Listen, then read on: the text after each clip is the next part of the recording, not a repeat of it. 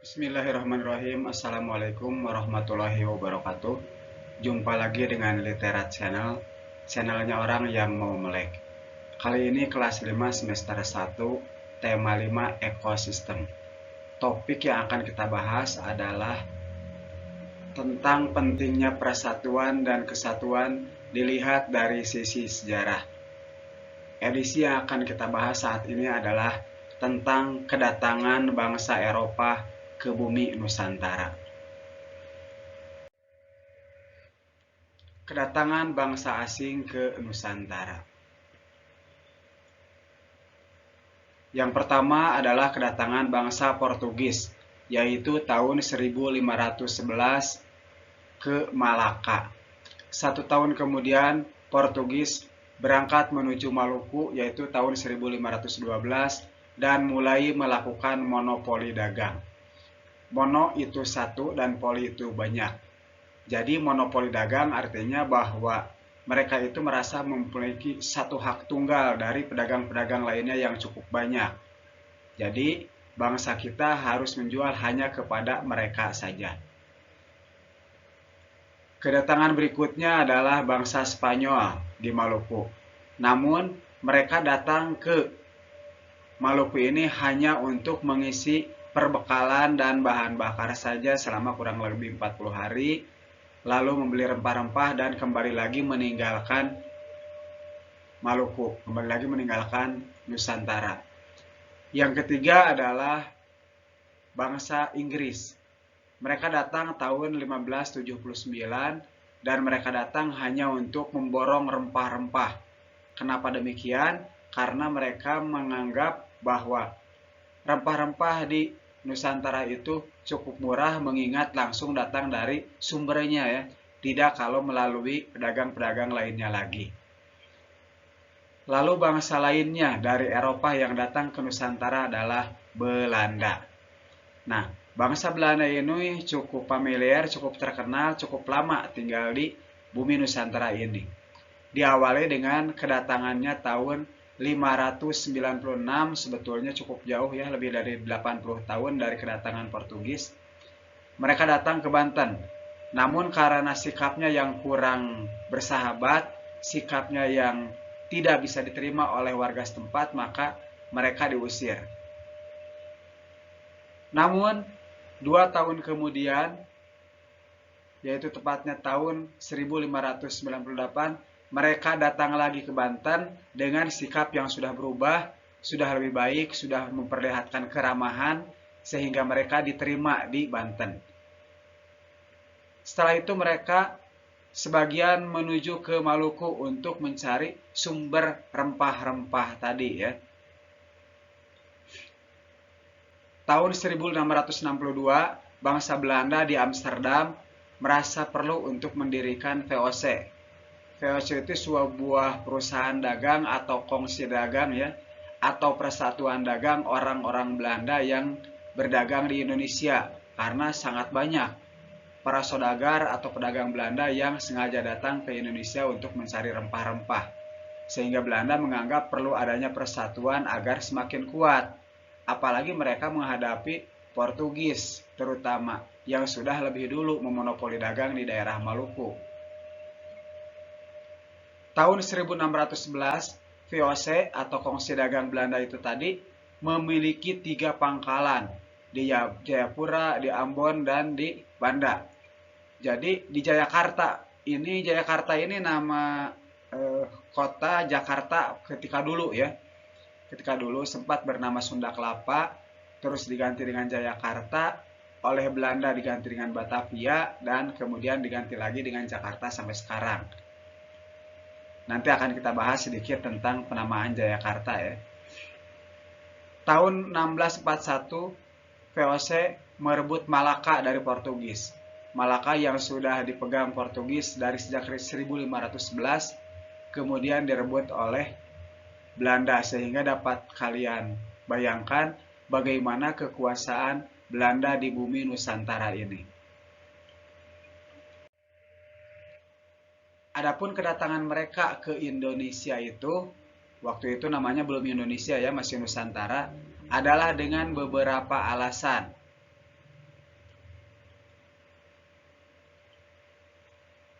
Pertama, mereka memiliki 3 tujuan, 3G, yaitu gold, glory, dan gospel.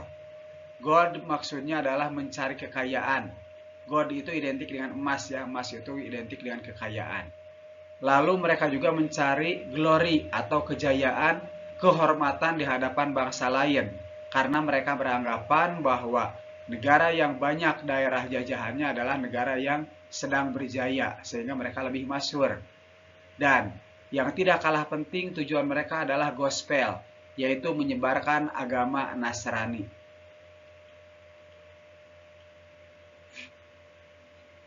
Alasan kedua adalah kemajuan ilmu pengetahuan dan teknologi, yaitu dengan ditemukannya kompas dan mesiu.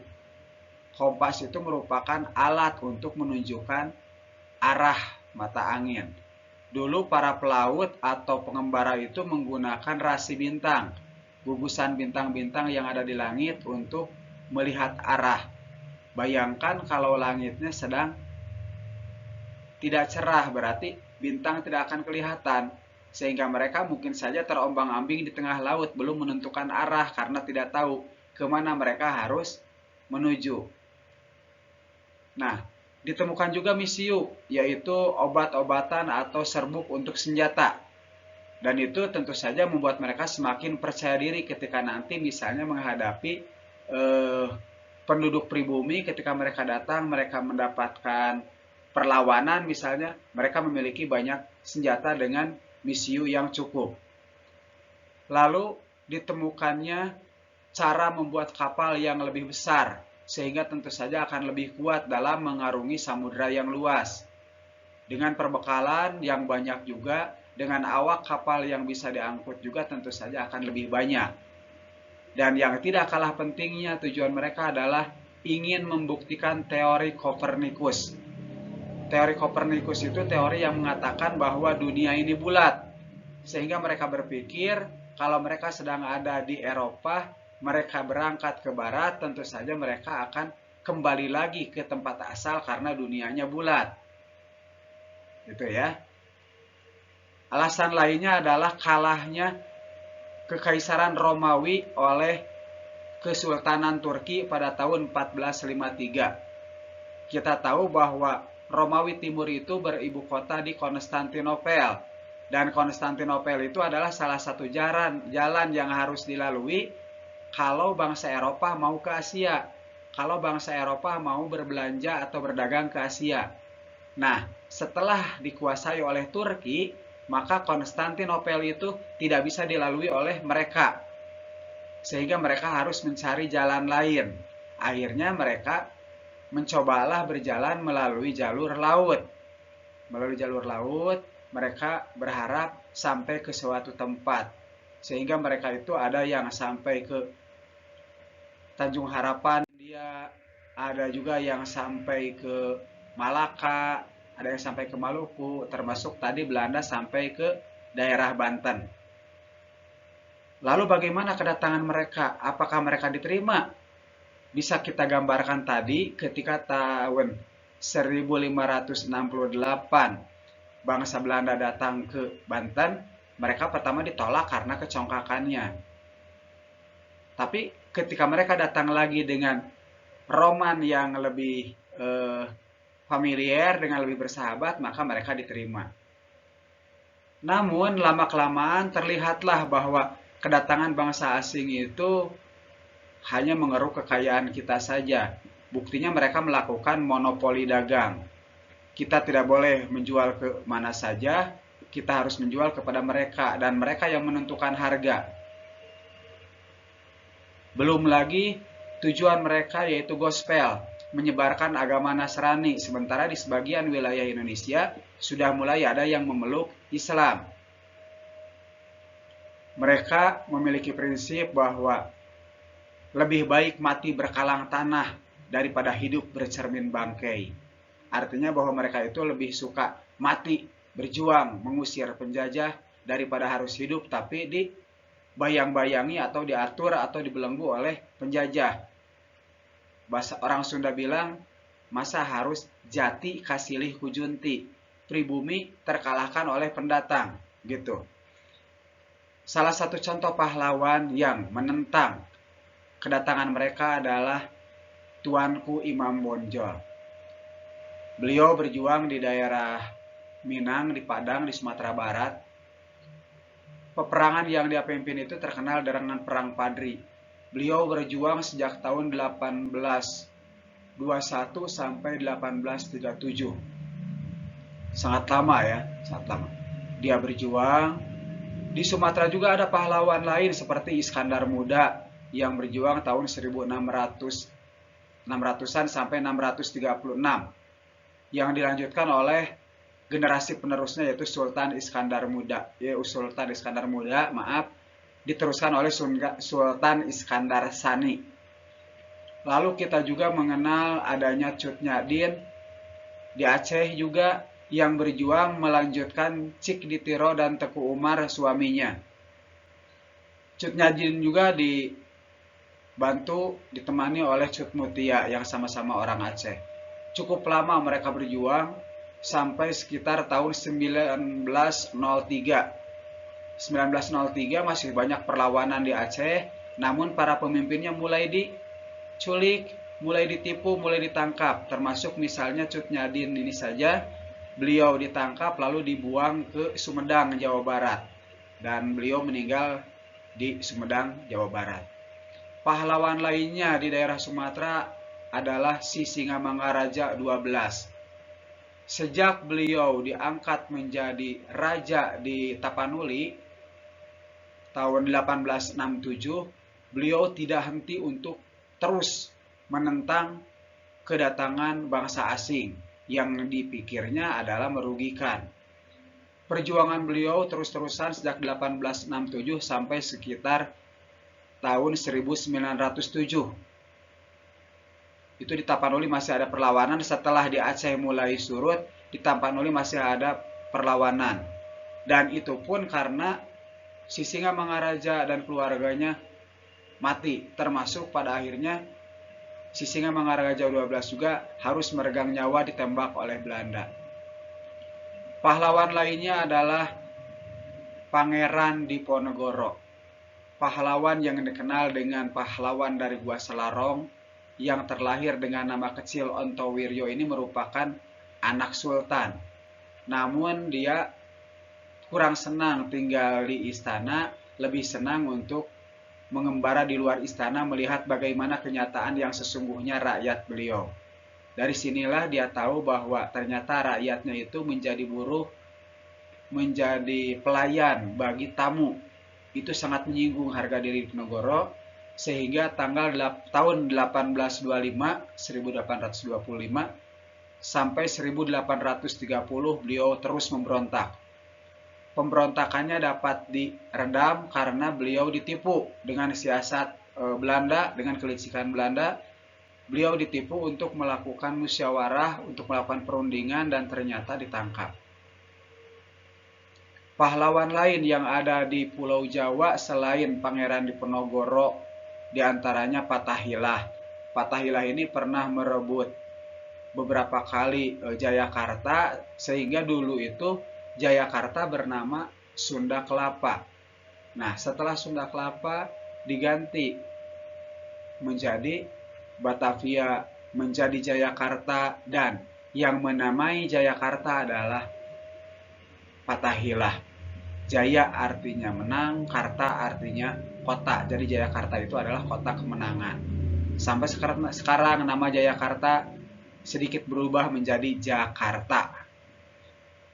Ada juga pahlawan lain yaitu Sultan Agung dari Kerajaan Mataram yang sudah menyerang sekitar 2 kali ke Sunda Kelapa itu, ke Jayakarta itu. Namun dua kalinya mengalami kegagalan. Pertama karena jauhnya perjalanan, yang kedua ketika beliau sudah menyiapkan markas-markas untuk perbekalan, untuk menyimpan titik-titik checkpoint. Jadi nanti kalau berangkat ke Jakarta itu bisa berhenti dulu di mana misalnya. Ternyata gudang beras di daerah Karawang ada yang membakar. Berarti ada bangsa Indonesia yang sengaja memberitahukan kepada Belanda waktu itu. Ada pengkhianat di antara negara kita, di antara bangsa-bangsa kita ya. Terus ada juga perjuangan Sultan Ageng Tirtayasa sekitar tahun 1680-an.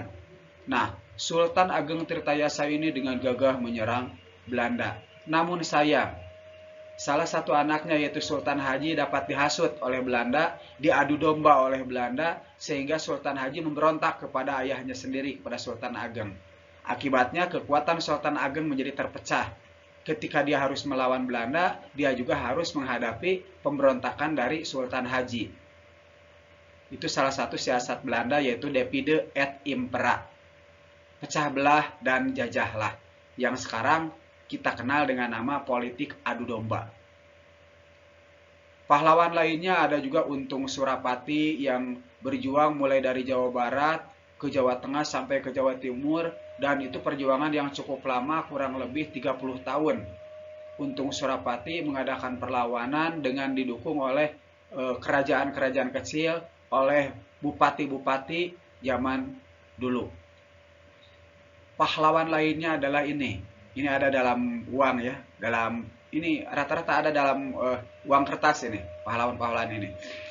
Ini adalah Thomas Matulesi atau lebih dikenal dengan nama Kapiten Patimura. Beliau berjuang di Maluku. Akhir dari perjuangan beliau yang gagah berani itu, beliau harus meregang nyawa di tiang gantungan. Beliau dimati dengan cara digantung di benteng Durested di Maluku. Salah satu pahlawan lainnya yang membantu perjuangan Patimura yaitu Christina Marta Tiahahu, putri raja yang waktu itu umurnya baru 18 tahun, juga ditangkap dan akan dibuang ke Jawa. Namun di perjalanan menuju Pulau Jawa beliau wafat. Pahlawan lainnya adalah Sultan Hasanuddin. Sultan Hasanuddin dari kerajaan Gua Talo dari Sulawesi. Beliau dijuluki ayam jantan dari timur karena keberaniannya. Ada juga pahlawan lain seperti Ngurah Made, merupakan Raja Buleleng, dengan patihnya I Ketut Jelantik di daerah Bali itu. Itu pernah sempat perang dengan Belanda. Kenapa? Karena Belanda merasa rugi dengan politik tawan karang. Politik tawan karang itu, kalau ada kapal yang terdampar, maka segala isi kapal itu adalah milik dari kerajaan penguasa laut itu begitu. Nah, Belanda tidak mau. Dari sana terjadi pertempuran dan melebar sehingga menjadi pertempuran mempertahankan tanah air, khususnya tanah kerajaan Buleleng yang dipimpin oleh I Ngurah Made dan I Ketut Jelantik tadi. Namun sayangnya perjuangan mereka masih mengalami kegagalan. Perjuangan Cut Nyadin, Sisingamangaraja, Imam Bonjol, Diponegoro, Christina Marta Tiahahu dan Patimura, Hasanuddin dan pahlawan-pahlawan lainnya yang tidak mungkin kita sebutkan satu persatu selalu mengalami kegagalan. Kenapa? Pertama, belum adanya persatuan. Satu contoh tadi saja, Sultan Ageng Tirtayasa dengan Sultan Haji, bapak dengan anak, malah bisa diadu domba, dihasut. Belum lagi seperti di Maluku, tempat berjuangnya Patimura itu terjadi gontok-gontokan antara kerajaan Ternate dan Tidore misalnya. Waktu itu Ternate dan Tidore berperang, masing-masing dibantu oleh Portugis dan Spanyol, didalangi. Jadi kita hanya jadi bonekanya. Kenapa? Karena kita belum bersatu. Contoh misalnya Pangeran Diponegoro dan Imam Bonjol. Pangeran Diponegoro ini, Imam Bonjol ini berjuang sejak tahun 1825 sampai 1837. Namun ketika tahun 1825 Belanda datang menemui Imam Bonjol dan mengajak untuk melakukan gencatan senjata, mengajak untuk berdamai, tidak ada serang menyerang. Semua merasa aman, Belanda aman diam di daerah Padang, maka orang Padang juga tidak diganggu oleh orang Belanda. Sangat damai waktu itu, dan tentu saja Imam Bonjol sebagai pemimpin muslim, sebagai pemimpin daerah Bonjol waktu itu, Bonjol itu nama kota ya, daerah Bonjol waktu itu jelas menerima. Kenapa? Karena kita cinta damai, namun kita lebih cinta kemerdekaan. Kita tidak mau berperang, tapi kalau terpaksa kita tentu akan melawan. Orang Indonesia bilang, musuh jangan dicari, ketemu musuh jangan lari, begitu. Nah, kenapa tahun 1825 Belanda mengadakan gencatan senjata? Ternyata pada tahun 1825 sampai 1830 di Pulau Jawa Imam Bonjol memimpin penyerangan. Belanda kewalahan, sehingga Belanda mengajak Imam Bonjol untuk berdamai agar tidak berperang. Saat itulah tentara yang ada di daerah Sumatera ditarik ke Jawa untuk melawan Imam Bonjol. Untuk melawan Diponegoro. Karena waktu itu dengan Imam Bonjol sedang damai. Nah, ketika menjelang tahun 1830, Diponegoro ditangkap. Setelah ditangkap, Diponegoro dibuang. Begitu juga para pengikutnya seperti Sentot Alibasah dan Kiai Maja. Salah satu di antaranya dibujuk, bahkan ikut menjadi perwira Belanda, menjadi tentara Belanda. Dan tugas pertama anak buah Pangeran Diponegoro ini adalah berangkat ke Padang untuk melawan Imam Bonjol. Jadi ketika 1830 Pangeran Diponegoro sudah tidak lagi mengadakan perlawanan karena ditangkap dan dibuang, maka saat itu Belanda merasa kuat dan menyerang Imam Bonjol dengan tiba-tiba. Artinya bahwa perjanjian yang selama itu ditaati mereka dilanggar lagi oleh Belanda ketika Belanda sudah merasa kuat. Berkobarlah kembali perang perang yang dipimpin oleh Imam Bonjol ini sampai 1837 ketika Imam Bonjol ditangkap dan dibuang ke daerah Sulawesi. Itu ya. Jadi perjuangan mereka selalu gagal itu karena mereka masih bersifat kedaerahan. Imam Bonjol memimpin perjuangan di daerah Sumatera Barat, di Padang saja. Sisingamangaraja Raja di daerah Tapanuli di Medan. Aceh dipimpin oleh Cut Nyak dan rekan-rekannya. Ini berdekatan, tapi mereka masing-masing. Karena perjuangan masih bersifat kedaerahan. Mereka berpikir hanya membantu atau membebaskan daerahnya saja dari penjajahan. Sama seperti ini di Ponorogo, di Jawa Tengah. Terus ini Hasanuddin di Sulawesi, Patimura di Maluku. Perjuangan mereka masih bersifat kedaerahan. Kekalahan kita lainnya juga adalah karena kurangnya persenjataan dan siasat perang. Tentu saja karena mereka semua para pahlawan yang berjuang ini bukanlah tentara. Mereka tidak dilatih untuk menjadi seorang perwira di pertempuran, apalagi persenjataan. Mereka bangkit karena mereka tidak mau dijajah. Sementara orang Belanda yang datang ke Indonesia tentu saja mereka adalah tentara-tentara yang sudah terlatih. Sehingga kita selalu mengalami kegagalan. Kurangnya persatuan, masih bersifat kedaerahan, dan kalah dalam persenjataan dan siasat perang. Itulah alasan-alasan kenapa perjuangan waktu itu masih bisa dikalahkan oleh bangsa asing. Bisa dipahami ya? Itu saja yang dapat Bapak sampaikan kali ini. Pada video berikutnya kita akan lanjutkan perjuangan mereka sampai kita meraih kemerdekaan. Tetap semangat, belajar sepanjang hayat. Wassalamualaikum warahmatullahi wabarakatuh.